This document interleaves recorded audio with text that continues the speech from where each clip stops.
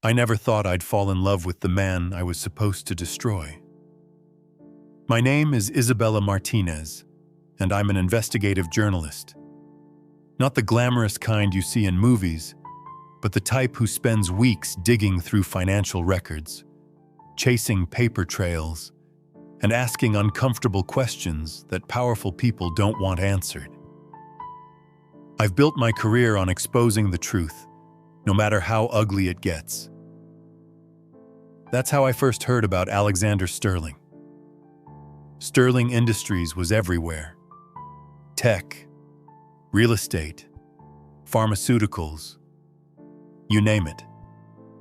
At 34, Alexander had built an empire worth $47 billion. The media painted him as a genius, a visionary, the American dream personified. But I'd learned long ago that when someone seems too perfect, there's always something rotten underneath. The tip came from an anonymous source. A simple email with financial documents suggesting Sterling Industries was involved in illegal offshore accounts and tax evasion schemes that could bring down the entire company. My editor, Marcus, was practically salivating when I showed him the evidence. This could be the story of the decade. Bella, he said, adjusting his thick-rimmed glasses. Take Sterling down, and you'll have every major publication fighting over you. I should have been excited. This was exactly the kind of story that could make my career. But something felt off about those documents. They were almost too convenient, too neat. Still, I couldn't ignore the possibility that one of America's most powerful men was hiding something massive. The first time I saw Alexander Sterling in person, I was staking out his office building in downtown Manhattan. I'd been waiting for 3 hours, hoping to catch him entering or leaving, when a black Bentley pulled up. The man who stepped out didn't look like the polished executive from magazine covers. He was tall, probably 6'2", with dark hair that looked like he'd been running his hands through it. His suit was expensive but wrinkled, his tie loose, but it was his eyes that caught me off guard. They were tired, almost defeated. This wasn't the confident billionaire I'd expected. Our eyes met across the busy street, and for a moment, everything else faded away. He paused, studying my face with an intensity that made my breath catch. Then his driver said something, and the moment was broken. He disappeared into the building, but I couldn't shake the feeling that something had just changed. The next day, I was shocked to receive a call from his office. Alexander Sterling wanted to meet with me. Ms. Martinez, his assistant said, in a crisp, professional tone. Mr. Sterling has reviewed your work and would like to discuss a potential collaboration. Would you be available for lunch tomorrow? I almost laughed out loud. A collaboration? Did he think I was stupid enough to fall for whatever charm offensive he was planning? But journalistic curiosity won out. I agreed to meet him at a small cafe in Brooklyn, far from his usual haunts. He was already there when I arrived, sitting in a corner booth wearing jeans and a simple black sweater, without the expensive suit. He looked younger, more approachable, and devastatingly handsome. "Thank you for coming," he said, standing as I approached. His voice was deeper than I'd expected, with just a hint of an accent I couldn't place. "I wasn't sure you would. I almost didn't," I admitted, sliding into the booth across from him. "What exactly do you want, Mr. Sterling?" "Call me Alex, and what I want is to tell you the truth." I raised an eyebrow. "The truth about what?" He leaned forward, his green eyes serious. About everything. My company, those documents you received, and why someone wants you to destroy me. The way he said it made my stomach flip. What makes you think I received any documents? Because I know who sent them to you, and I know they're fake. The coffee I'd just sipped nearly came back up. Excuse me? Those financial records, the offshore accounts, they're expertly crafted forgeries. Someone has been planning this for months, maybe longer. He pulled out a tablet and slid it across the table. These are the real documents. Every transaction, every account, and all legally verified and audited. I scrolled through the files, my reporter's brain automatically cataloging the information. And if these were real, then Sterling Industries was not only legitimate, but actually more ethical than most corporations its size. They'd donated millions to charities, paid fair wages, and their environmental record was spotless. Why are you showing me this? I asked, though part of me already knew the answer.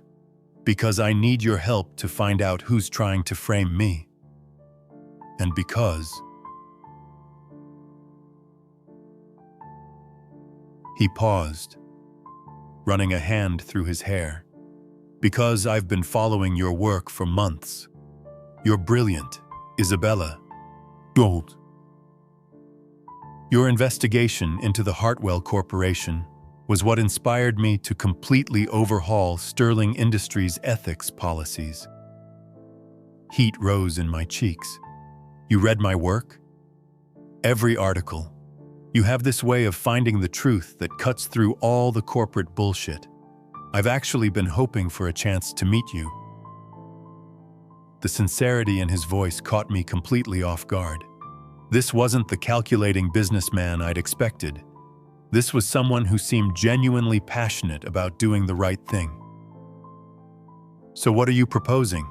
I asked, trying to keep my voice professional despite the way my heart was racing. Help me find out who's behind this.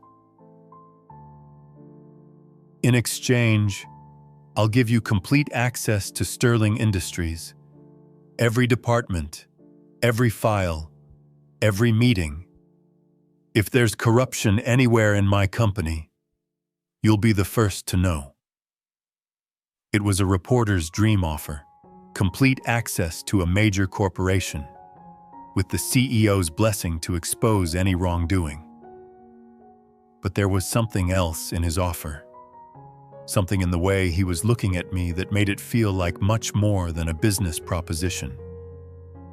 I'll need to verify everything independently, I said finally. I wouldn't expect anything less. And if I find something you don't want me to publish? His smile was rueful. Then you publish it anyway. That's what makes you who you are. Isabella, you don't compromise the truth for anyone. The way he said my name sent shivers down my spine. I was in dangerous territory, and I knew it. But I also knew this could be the story of a lifetime. Okay, I said. But we do this my way. No interference, no strings attached. Deal. He extended his hand across the table. When I shook it, the contact sent an electric current up my arm. From the way his eyes darkened, I could tell he felt it too. What happened next was a whirlwind that I still sometimes can't believe was real. Alexander kept his word. I had access to everything. But more than that, he was personally involved in every aspect of the investigation. We spent long hours going through financial records, interviewing employees, and following paper trails. It wasn't just his intelligence that impressed me. Though he was clearly brilliant, it was his integrity. And every decision he made, every policy he implemented, was guided by a genuine desire to do good in the world. He wasn't just building wealth, he was trying to build something meaningful. The more time we spent together, the harder it became to maintain professional distance. He had this way of listening that made me feel like the most important person in the world. When I explained a particularly complex financial connection I'd uncovered, his eyes would light up with genuine admiration. When I expressed frustration about a dead end, he'd find a way to make me laugh. 3 weeks into our investigation, we were working late in his office. The building was empty except for security, and the city lights sparkled beyond the floor-to-ceiling windows. I was bent over a stack of documents when I felt him approach. "You should go home," he said softly. "It's almost midnight." I looked up to find him standing beside my chair, close enough that I could smell his cologne, something expensive but not overpowering. "I'm fine. I want to finish this section. Isabella." The way he said my name made me shiver. "You've been here since 7 this morning. So have you." He smiled. "Fair point. But I'm used to it. You shouldn't have to sacrifice your entire life for this story. What if I want to?" The question hung in the air between us. I hadn't meant to say it, but now that the words were out, I couldn't take them back. His green eyes searched mine, and I saw the exact moment he decided to cross the line we'd both been dancing around. "Isabella," he whispered, reaching out to tuck a strand of hair behind my ear. "This is complicated. Everything worthwhile is complicated." His hand cupped my cheek, and I leaned into the touch. "And if we do this, there's no going back. Changes everything. Maybe everything needs to change." When he kissed me, it was like coming home and going on an adventure at the same time. Soft but urgent, tender but passionate. I'd kissed men before, but nothing had ever felt like this. Like the world was rearranging itself around us. We broke apart slowly, both breathing hard. "We should probably talk about this," he said, though his forehead was still pressed against mine. "Later," I whispered. "Right now, I just want to be here with you." And he smiled, and it transformed his entire face. "I've been wanting to do that since the moment I saw you across the street." "You saw me?" Hard to miss a beautiful woman staking out my building. His thumb traced my lower lip. "I was hoping you'd approach me. I was working." "I know. Oh, it's one of the things I love about you. Your dedication to the truth." The word love hung between us. Too big and too soon, but somehow feeling right. I was falling for this man, hard and fast, and it terrified me. Our relationship developed in stolen moments between investigation work. Coffee dates that turned into long walks through Central Park. Late dinners in small restaurants where no one would recognize him. Quiet conversations in his office after everyone else had gone home. Alexander was unlike anyone I'd ever met. Despite his wealth and power, he was surprisingly down to earth. He told me about growing up with a single mother who cleaned offices to pay for his education. About working multiple jobs to put himself through college. About the exact moment he decided he wanted to build something that would employ thousands of people and make a positive impact on the world. Money was never the goal, he explained one evening as we walked along the Hudson River. It was just the tool. I wanted to prove that you could be successful and ethical at the same time. And now, he stopped walking and turned to face me. Now, I want to build something with someone I love. My heart stopped. Alex, I know it's fast.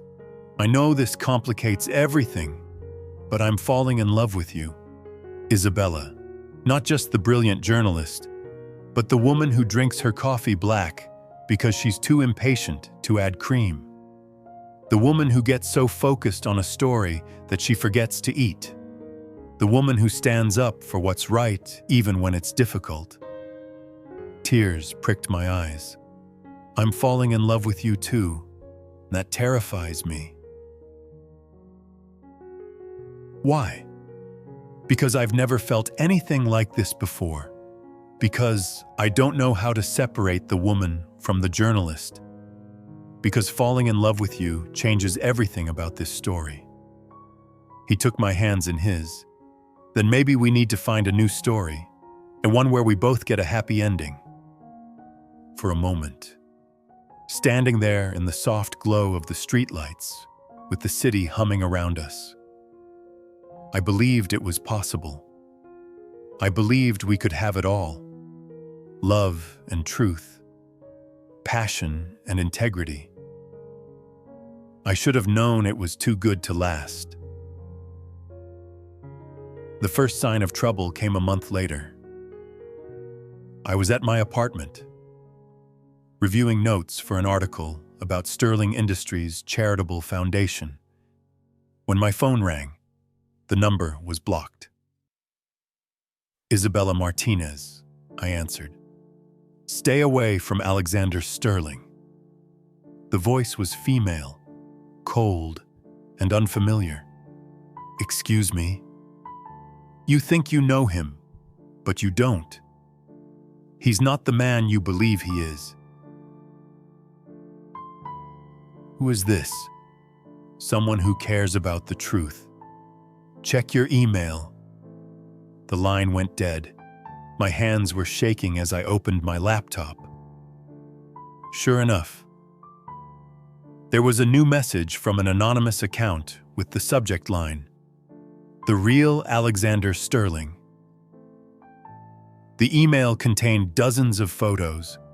Alexander at expensive restaurants with a stunning blonde woman. Alexander kissing her outside what looked like his penthouse apartment. Alexander with his arm around her at various charity galas and business events. The timestamps showed these photos were taken over several months, with the most recent dated just 2 weeks ago. My blood turned to ice. While I'd been falling in love with him, he'd been with someone else. But who was she? And why hadn't he mentioned her? I spent the rest of the night researching, using every skill I'd developed as an investigative journalist. The woman's name was Victoria Blackwood, and she was Alexander's ex-fiancée. They'd been engaged for 2 years before breaking up 6 months ago, right around the time I'd first received those documents about Sterling Industries. The timeline made my stomach churn. Had he approached me as some kind of rebound? Was I just a convenient distraction while he worked things out with Victoria? But the photos suggested something else entirely. If these timestamps were accurate, he'd been seeing Victoria throughout our entire relationship. Every tender moment, every passionate kiss, every declaration of love. It had all been a lie. I barely slept that night. The next morning, I called in sick to work and spent hours staring at those photos, trying to find some explanation that didn't make me the world's biggest fool. But there was no denying what I was seeing. When Alexander called that afternoon, I almost didn't answer. Hey, beautiful. His voice was warm, affectionate. I missed you this morning. Are you feeling okay? I need to ask you something, I said, my voice steadier than I felt. Are you seeing someone else? The silence stretched so long I thought the call had dropped. What kind of question is that? It's a simple yes or no question, Alex. Of course I'm not seeing anyone else. Isabella, where is this coming from? Victoria Blackwood. Another long pause. What about Victoria? Are you still involved with her? No. We broke up months ago. I told you about her. You mentioned an ex-fiancée, but you didn't mention that you've been seen with her recently. Kissing her, having dinner with her. Isabella, whatever you think you know, I have photos, Alex. Dozens of them. So don't lie to me. His sigh was heavy, defeated. Can we meet? I can explain everything. I don't think explanations are going to help. Please, give me a chance to tell you what really happened. Against my better judgment, I agreed to meet him at the same cafe where this had all started. He was already there when I arrived, looking haggard and tired. For a moment, my resolve wavered. Then I remembered the photos. Show me, he said, as soon as I sat down. I slid my phone across the table. He scrolled through the images, his expression growing darker with each one. These are real, he said finally. My heart shattered. So you admit it? I admit the photos are real. But the story they're telling isn't. He leaned forward, urgency in his voice. Victoria has been stalking me for months. These dinners, these events. I didn't invite her to any of them. She shows up wherever I go, acts like we're together, and apparently someone has been documenting it. The kissing photos? She ambushed me outside my building one night, grabbed me and kissed me before I could react. I pushed her away immediately, but clearly, someone got the shot they wanted. I wanted to believe him, Sham. Every fiber of my being wanted to accept his explanation. But I'd been burned before by men who were excellent liars. Why didn't you tell me she was harassing you? Because I was handling it. I have a restraining order being processed, and I didn't want to worry you about something I thought would be resolved quickly. A restraining order? He pulled out his phone and showed me a legal document. Filed 3 weeks ago. Victoria Blackwood is prohibited from coming within 500 feet of me or any of my properties. The document looked legitimate, but I'd seen too many fakes in my line of work to be easily convinced. This could be forged. Pain flashed across his face. You really think I'm capable of that? After everything we've shared? I don't know what to think anymore. Isabella, I love you. Only you. I understand why these photos look bad, but you have to trust me. Trust? I laughed bitterly. That's rich. Coming from someone who's been lying to me. I haven't lied to you about anything that matters. Everything matters. If some crazy ex is stalking you, that matters. If you're still entangled with someone from your past, that matters. If there are people out there trying to manipulate our relationship, that matters. You're right, he said quietly. I should have told you about Victoria from the beginning. I didn't want her poison to touch what we have. Well, it's too late for that now. The anguish in his eyes almost broke my resolve. Almost. But Sipta built my career on facts, not feelings, and the facts suggested I'd been played by a master manipulator. I need time to think, I said, standing up. Isabella, please, don't let her win. Let who win? Your ex-fiancée? Or the woman you're apparently still involved with? She's not. He stood too, reaching for my hand. Don't go. Not like this. I have to. I can't think clearly when I'm around you. That's not thinking. That's feeling. And sometimes feelings are more honest than facts. Not in my experience. I walked away before he could respond, before the tears burning my eyes could fall, before I could do something stupid like forgive him based on the pain in his voice rather than the evidence in front of me. The next few days were hell. I threw myself into work, using research and deadlines to distract myself from the constant ache in my chest. Alexander called and texted repeatedly, but I ignored every attempt at contact. I needed distance, perspective, and time to figure out what was real. Marcus noticed my mood immediately. "You look like someone died," he observed on Thursday morning. "Just tired. Tired or heartbroken. Because if Sterling did something to hurt you, we can destroy him in print."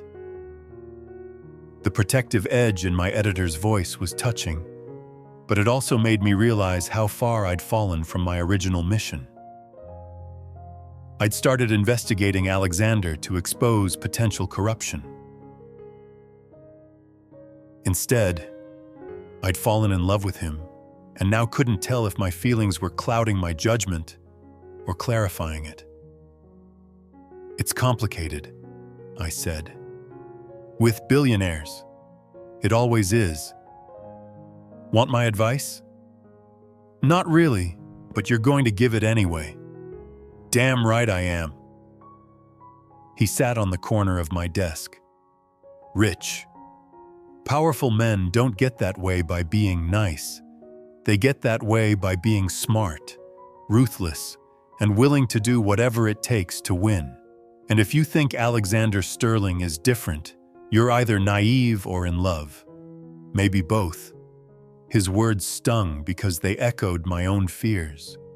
What if everything I thought I knew about Alexander was just a carefully constructed facade? What if the man I'd fallen in love with didn't actually exist? That night, I made a decision, and if I was going to get past this, I needed to know the truth about everything. Alexander, Victoria, and the mysterious person who'd sent me those original documents. I was a journalist, damn it, and it was time to start acting like one.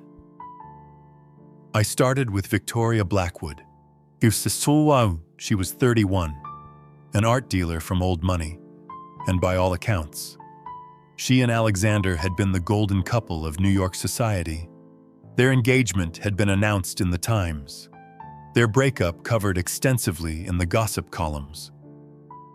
But the more I dug, the stranger things became, according to multiple sources. Victoria had been devastated by their breakup. She'd reportedly told friends that Alexander was the love of her life and that she'd do anything to get him back. There were rumors of increasingly desperate attempts to reconcile, including showing up at his office and his apartment unannounced. But here's what really caught my attention.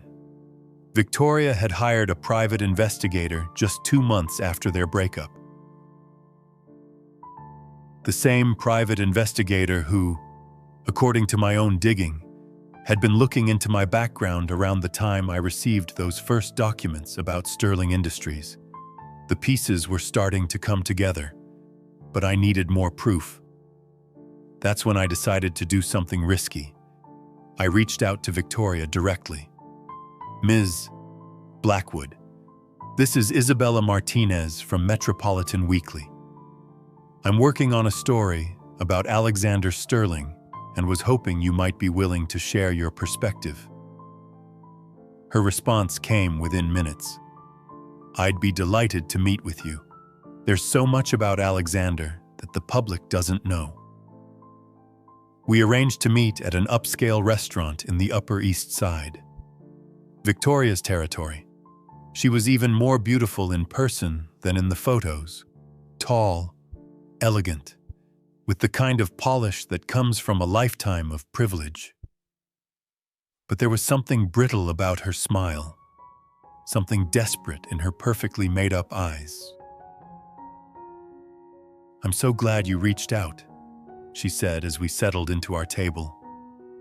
Alexander has been very effective at controlling the narrative about our relationship. What do you mean?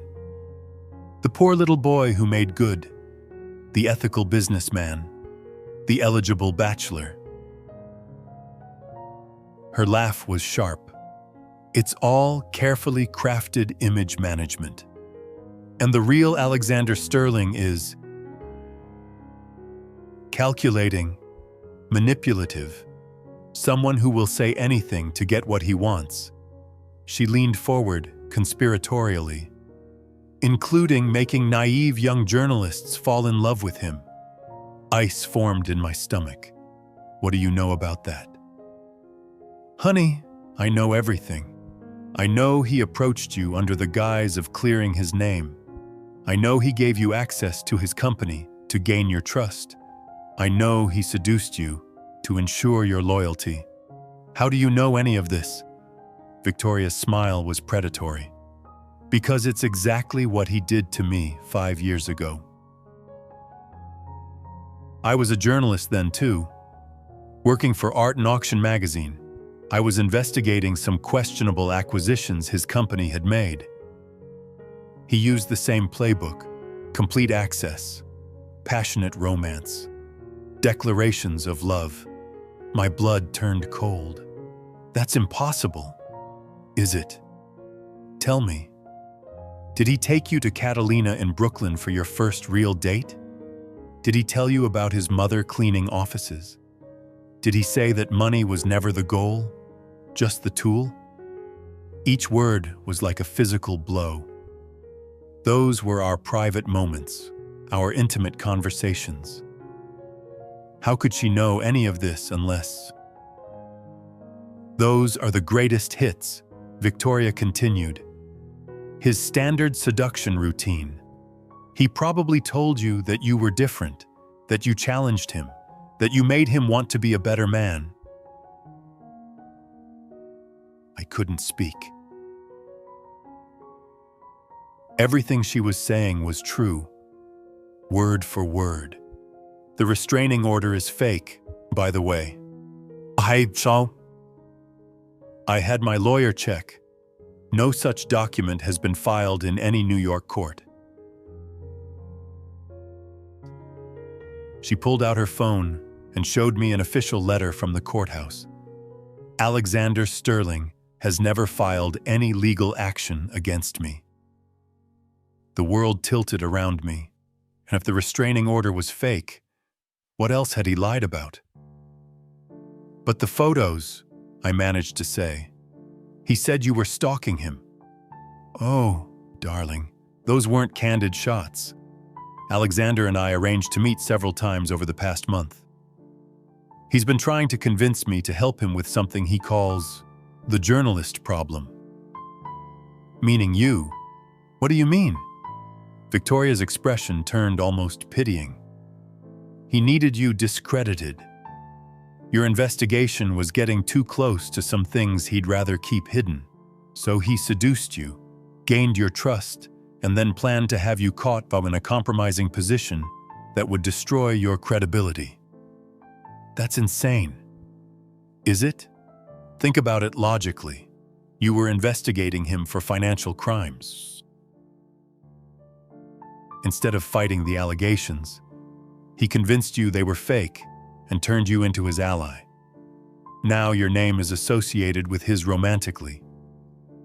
If you publish anything negative about him, it looks like a lover's revenge.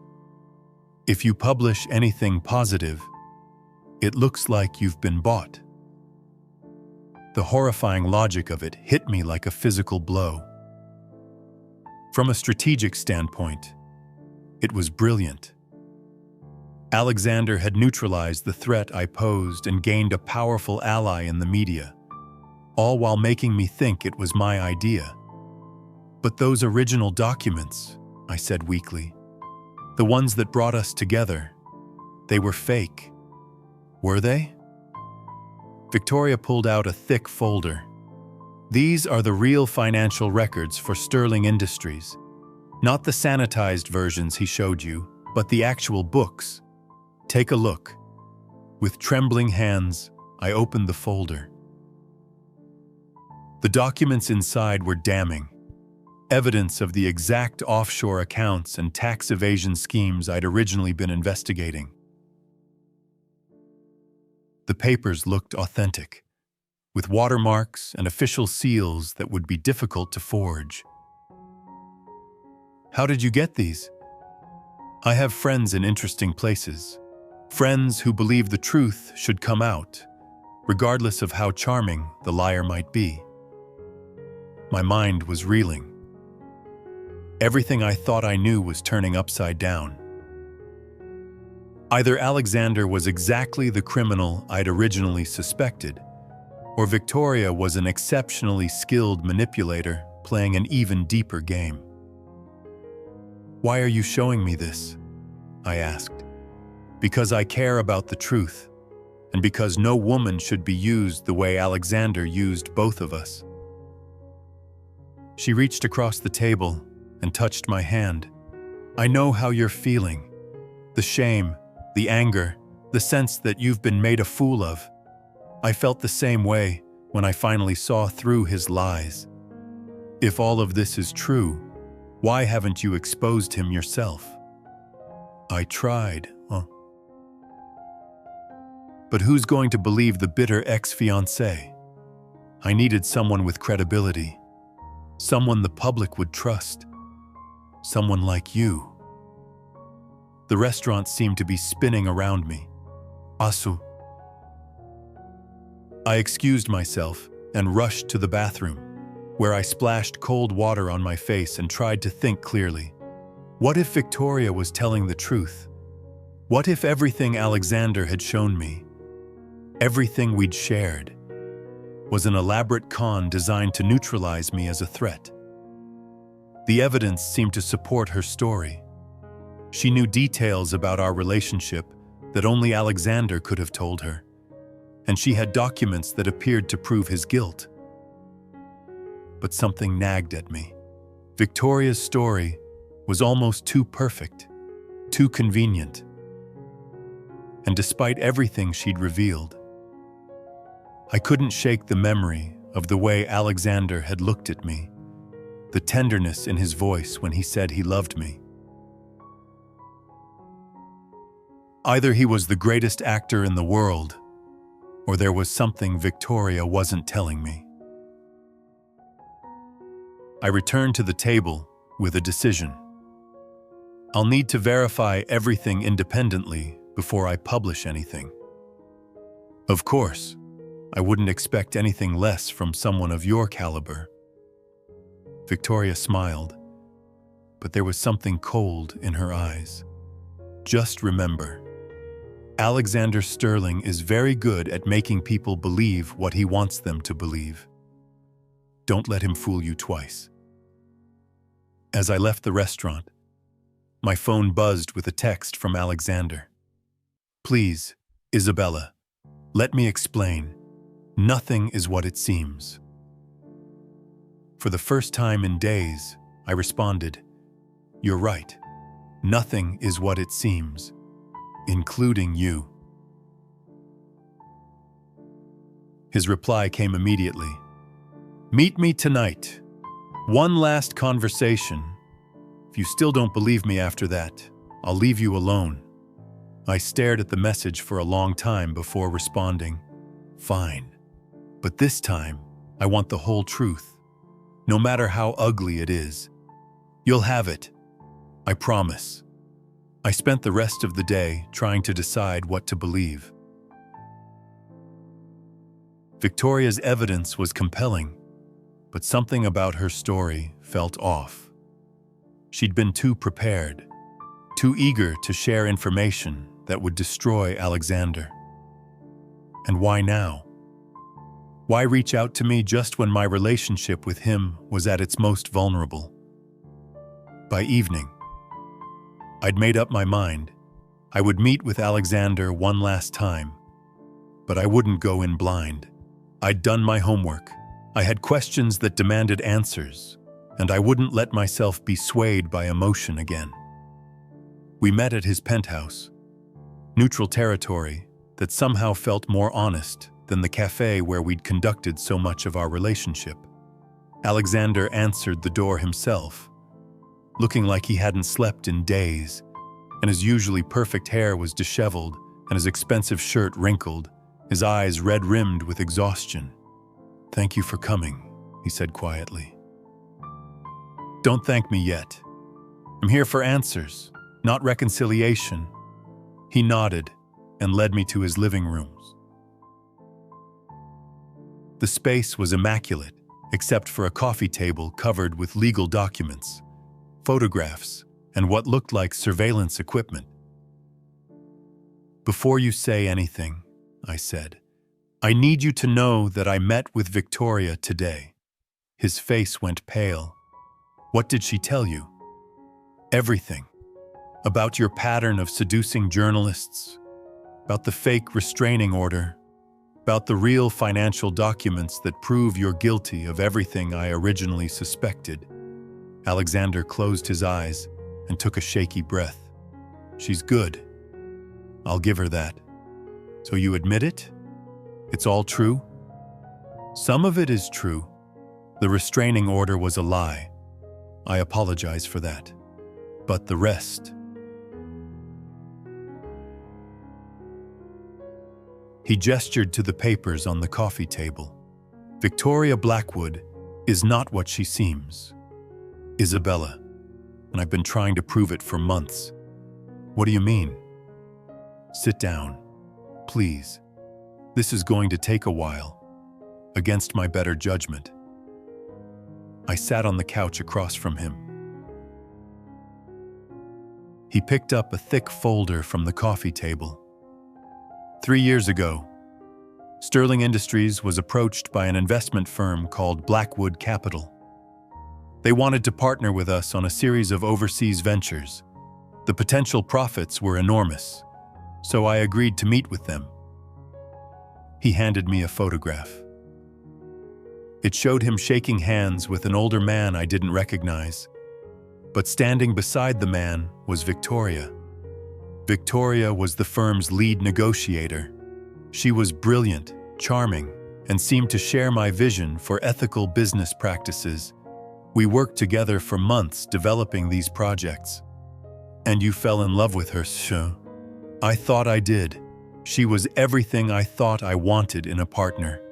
Intelligent, ambitious, from a world I understood. When she suggested we could build something together both personally and professionally, it seemed perfect." He handed me another set of documents. What I didn't know was that Blackwood Capital was a front. The overseas ventures were money laundering operations designed to hide profits from various illegal activities. Victoria and her father were using Sterling Industries' reputation to legitimize their criminal enterprise. I studied the papers. They showed a complex web of shell companies and offshore accounts, all connected to Blackwood Capital. If these documents were genuine, Victoria's family had been using Alexander's company to hide millions in illegal profits. "How did you find out?" "About 6 months into our engagement, I started noticing discrepancies in some of our joint accounts. When I asked Victoria about them, she always had explanations that sounded reasonable. But I'd built my career on paying attention to details, and something felt wrong." "So you investigated your own fiancé?" "I hired a private investigator." "Yes." "What he found..." Alexander's voice trailed off. Victoria wasn't just involved in her family's business, she was running it. Her father is actually serving time in a minimum security prison in Switzerland. Victoria has been the real head of Blackwood Capital for years. He showed me a surveillance photo of Victoria meeting with several men in expensive suits outside what looked like a private bank. The timestamp showed it was taken during their engagement. When I confronted her with the evidence, she didn't deny it. She offered me a choice: join their operation, and become richer than I'd ever imagined, or have my reputation destroyed along with my company. And you chose to... I chose to walk away, broke our engagement, severed all business ties with Blackwood Capital, and thought that would be the end of it. But it wasn't. Victoria doesn't accept defeat gracefully. She spent months trying to convince me to change my mind. When that didn't work, she shifted strategies. He pulled out another folder, this one filled with what looked like financial documents from Sterling Industries. Those original papers you received about my company, Victoria had them created by the same people who forged documents for her money laundering operations. She was trying to destroy my reputation and force me back into business with her. And I was supposed to be the weapon. Yes, but when that didn't work, when I convinced you to investigate with me instead of against me, she had to adjust her plan again. The photos of you two together, she suggested we meet to talk things through. I was stupid enough to believe she might be ready to leave me alone. Instead, she made sure we were photographed together and then sent those images to you at the worst possible moment. I felt sick. She knew about us. She's been having me watched for months. She knows about every restaurant we've been to, every walk we've taken, every night you've spent here. He gestured toward the surveillance equipment on the table.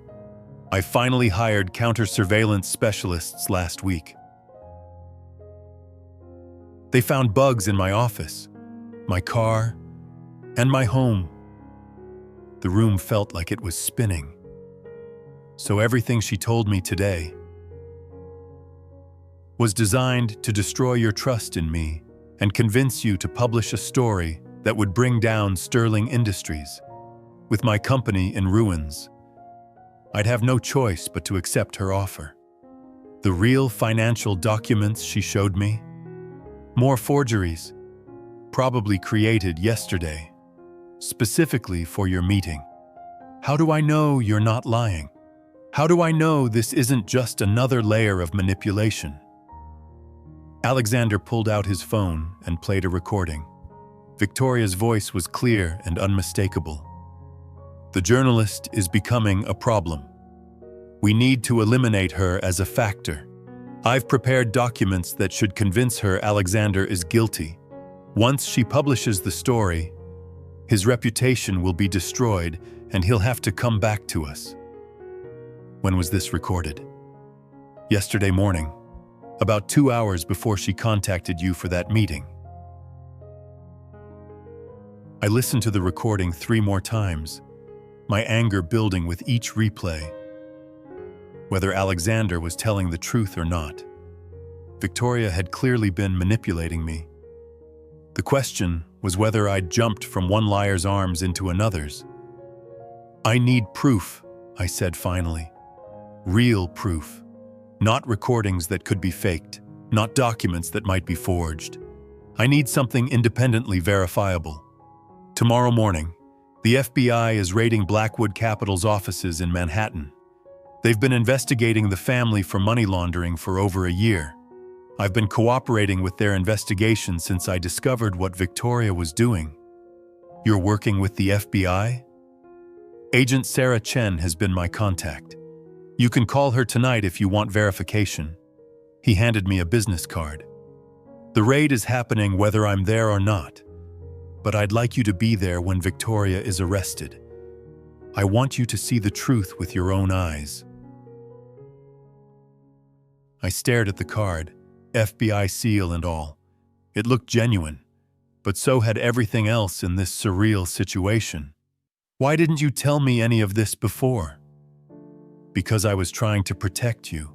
The less you knew about Victoria's criminal activities, the safer you'd be.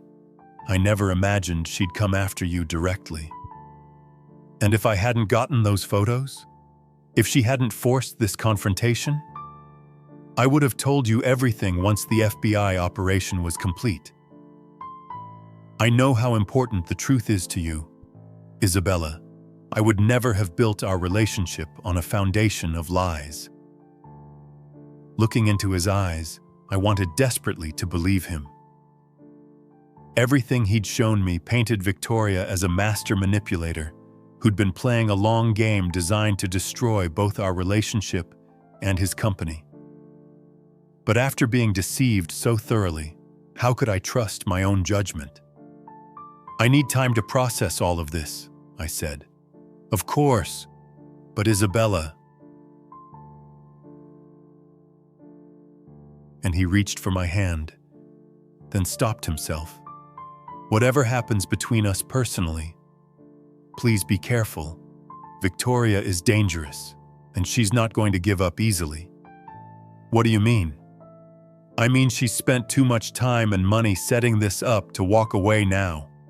When she realizes her plan has failed, she's going to get desperate, and desperate people do unpredictable things. As if on cue, my phone buzzed with a text from an unknown number. You made the wrong choice, Isabella. Now you'll face the consequences. Alexander's face darkened when I showed him the message. That's it. I'm calling Agent Chen right now. You're not safe. You think she'd actually hurt me? I think Victoria Blackwood is capable of anything when she feels cornered. And then right now, you're the only thing standing between her and everything she's worked for. The next morning, I found myself in an FBI surveillance van parked across from a gleaming office building in Midtown Manhattan. Agent Sarah Chen had confirmed everything Alexander told me: the investigation, his cooperation, and the imminent raid on Blackwood Capital. Ms. Martinez, Agent Chen said, as we watched dozens of federal agents take positions around the building. I want you to understand that Mr. Sterling's assistance has been invaluable to this investigation. Without his cooperation, we never would have been able to build a case against the Blackwood organization. How long has he been helping you? Almost 8 months. He came to us immediately after discovering Ms. Blackwood's criminal activities. He's been wearing a wire to meetings with her and providing us with financial records that trace the money laundering operation across 3 countries. And he never told me any of this.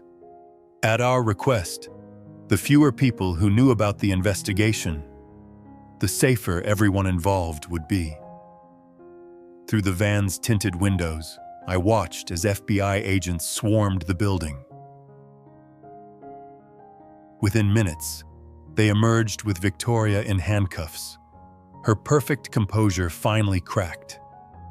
Even from a distance, I could see the fury in her eyes as she was loaded into a federal vehicle.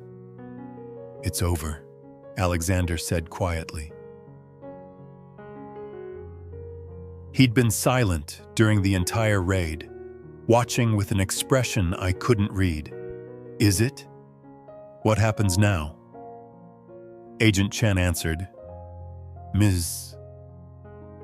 Blackwood will be charged with money laundering, fraud, conspiracy, and several other federal crimes. The evidence we've gathered suggests she'll be facing decades in prison. And Sterling Industries? Mr. and Sterling's company was an unwitting victim in this scheme. There will be no charges filed against Sterling Industries or Mr. Sterling personally. As we left the surveillance van, Alexander finally spoke to me directly. I know you probably need more time to process everything that's happened. I do. I understand, but I want you to know that everything I told you about my feelings was real. Victoria may have manipulated the circumstances that brought us together, but what developed between us was genuine. How can you be so sure? Because falling in love with you wasn't part of anyone's plan. It just happened, despite all the chaos and deception swirling around us. I looked into his eyes and saw the same vulnerability that had first attracted me to him. I want to believe that. Then believe it. Take all the time you need to work through this, but don't let Victoria's poison destroy something real. Over the next few weeks, I threw myself into writing the story. Not the hit piece Victoria had wanted, or the puff piece that would have served Alexander's interests, but the real story, a complex tale of corporate espionage, criminal conspiracy, and the dangerous intersection of love and deception. The article, titled "The Billionaire's Truth," was published 3 weeks later and became the most read piece in Metropolitan Weekly's history. I told the whole story, my investigation, the fake documents, my relationship with Alexander, Victoria's manipulation, and the FBI operation that brought down a sophisticated money laundering ring. The response was overwhelming.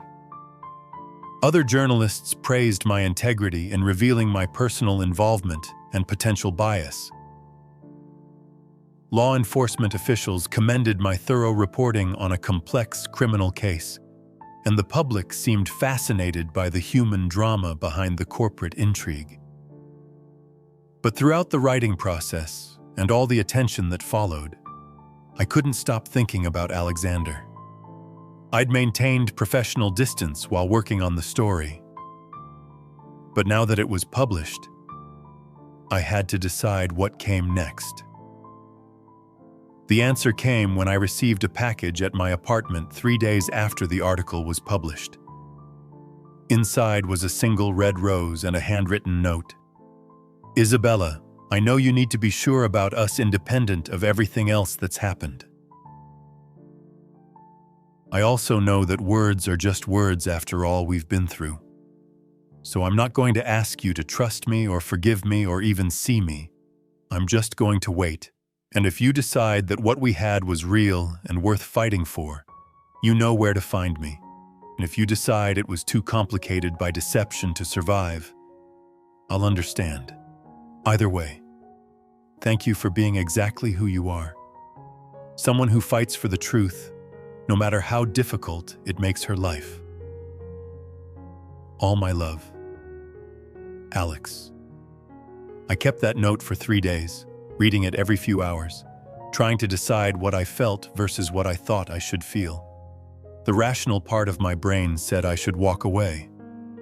Our relationship had been born from deception and manipulation, even if Alexander hadn't been the one doing the manipulating. How could I be sure my feelings were genuine when they'd developed under such artificial circumstances?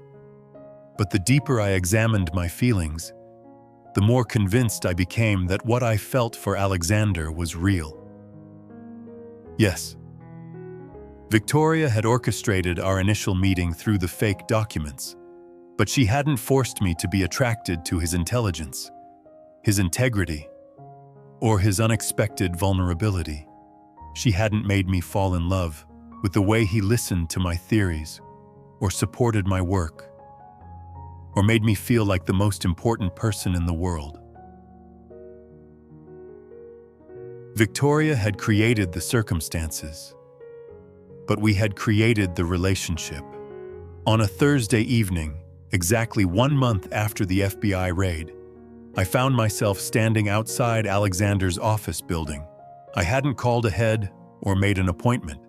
I just needed to see him and let my heart make the decision my brain had been wrestling with.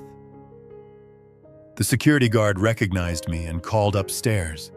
"Mr. Sterling will see you," he said with a smile. 47th floor. My hands were shaking as the elevator climbed. I'd been in this building dozens of times during our investigation, but tonight felt different. Tonight felt like everything was on the line. Alexander was waiting when the elevator doors opened, as if he'd been standing there since the guard called.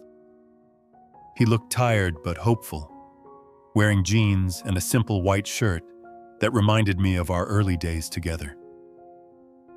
"Hi," he said softly. "Hi. I wasn't sure you'd come. I wasn't sure either, until about 10 minutes ago." He smiled, and it was like sunshine after weeks of rain. "What changed your mind?" I realized I was asking the wrong question. I kept wondering if our relationship was real given how it started. But the better question is whether what I feel for you is real, regardless of how it started. And I stepped closer to him, close enough to see the hope and fear warring in his green eyes. "What I feel for you is the most real thing in my life. Victoria may have manipulated the circumstances, but she didn't manipulate my heart. Isabella, my name was a prayer on his lips. I love you, Alex."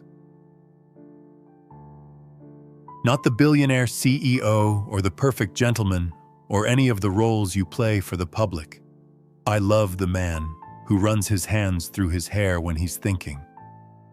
The man who remembers how I take my coffee and calls when he's worried about me. The man who was willing to risk everything to stop a criminal organization, even when it meant losing the woman he loved. "You never lost me," he whispered, cupping my face in his hands. "Even when I thought I'd lost you, you never lost me." When he kissed me this time, it felt like coming home after a long, difficult journey, and all the pain and confusion and doubt of the past month melted away, replaced by the certainty that this, us, was worth fighting for. "So what happens now?" I asked when we finally broke apart. "Now we build something real together. No more secrets, no more games, no more outside interference, just us. Figuring out what love looks like when it's not under siege. I can live with that. Good. Because I have something I want to show you." He led me to his office, where architectural plans were spread across his desk. "I'm building a new headquarters for Sterling Industries, but I'm also including space for an investigative journalism foundation. Independent reporting, full editorial control, funding for stories that matter." I stared at the plans, speechless. "You want to fund investigative journalism?" "I want to fund your investigative journalism. If you're interested, you'd have complete editorial independence, a staff of your choosing, and resources to pursue any story you think deserves attention." "Alex, I can't accept this. People would say you bought me. People will say whatever they want to say. But you and I will know the truth, that I'm investing in something I believe in. Your integrity, your talent, your commitment to exposing corruption wherever you find it. Even if I investigate Sterling Industries? Especially then. I told you once that accountability makes everyone better. I meant it. Looking at him, at the plans, at the future he was offering. I felt hope bloom in my chest. Not just for us, but for what we could build together. A relationship based on truth. A foundation that could make a real difference in the world. "There's just one condition," he said. "What's that?" "The foundation has to be named after you. The Isabella Martinez Center for Investigative Journalism." That's incredibly presumptuous. "Is that a no?" I looked into his eyes and saw everything I'd fallen in love with. The intelligence, the integrity, the quiet strength that had drawn me to him from the beginning. More than that, I saw our future, challenging each other, supporting each other, building something meaningful together. "That's a yes," I said, to all of it. This time when he kissed me, I could taste our future in it. And it wouldn't always be easy. Loving someone in the public eye never is. There would be more challenges, More people trying to use our relationship for their own purposes. More tests of trust and commitment. But we'd face them together, armed with the truth and the knowledge that what we'd built could survive anything the world threw at us. 6 months later, the Isabella Martinez Center for Investigative Journalism published its first major exposé, a story about corruption in city planning that led to 3 arrests and millions in recovered taxpayer funds. Alexander was there for the launch party, proud but careful to stay in the background.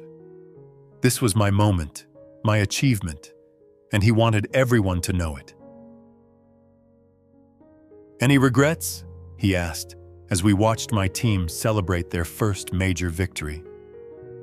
"About what?" "About falling in love with the man you were supposed to destroy."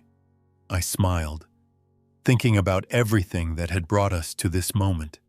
The fake documents that started it all, the investigation that revealed the truth, the manipulation that nearly tore us apart, the love that proved stronger than deception. "No regrets," I said. "But I have a confession." "What's that?" "I never actually wanted to destroy you. From the moment I saw you across the street that first day, I was hoping you'd turn out to be one of the good guys. And you turned out to be so much more than that. You turned out to be the love of my life." As I watched Alexander's face light up with joy, I realized that sometimes the best stories aren't the ones you set out to write. Sometimes the best stories are the ones that write themselves. Messy and complicated and beautifully, imperfectly real. And sometimes, if you're very lucky, you don't just get to tell those stories. Sometimes you get to live them.